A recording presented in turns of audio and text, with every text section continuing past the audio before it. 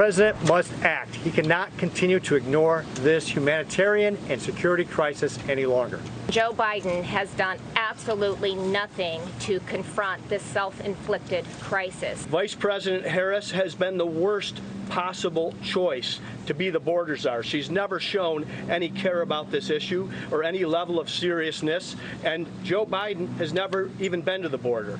All Americans saw exactly what happened in Del Rio, Texas just last month, and we know that that chaos will be repeated unless and until President Biden takes action. Republican governors fed up with Biden's inaction at the border. The group taking a trip to Mission, Texas yesterday, unveiling a 10-point plan to combat the border crisis. That plan includes continuing Title 42, finishing securing the border, ending catch and release, resuming deporting all criminals, and clearing the judicial backlog. Joining me right now is Lavaca County, Texas Sheriff Micah Harmon. And Sheriff, it's great to have you this morning. Good to see you again. Thanks very much for being here. Look, this 10-point plan is simple. It's pretty much putting back into place the law that was in place before Joe Biden walked into the White House. Do you think they will take your advice and put this plan into action? Well, first of all, thanks for having me, Maria. I have to commend Governor Abbott and his coalition of other governors that are stepping up, trying to do the job that the current administration will not do. It's just a shame that the state of Texas has had to earmark $3 billion to help secure the border because President Biden's current policies are open border policies, and we're being overrun by these illegal immigrants coming across.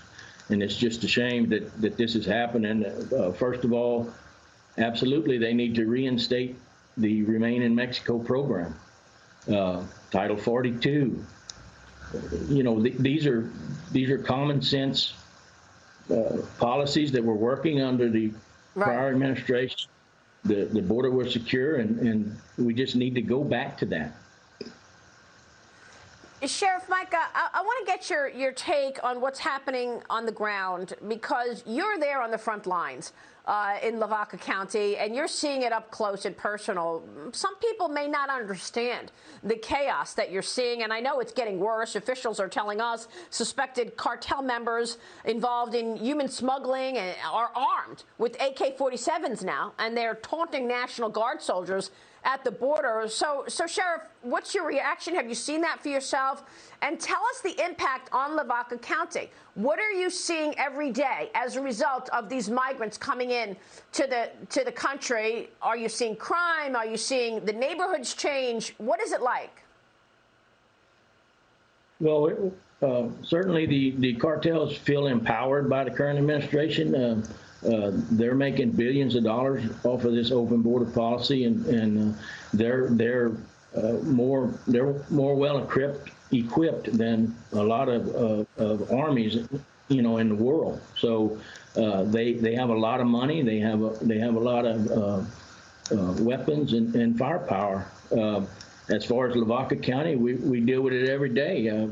We've had an uptick in vehicle pursuits, stolen vehicles, bailouts, you know, crime, drugs coming through.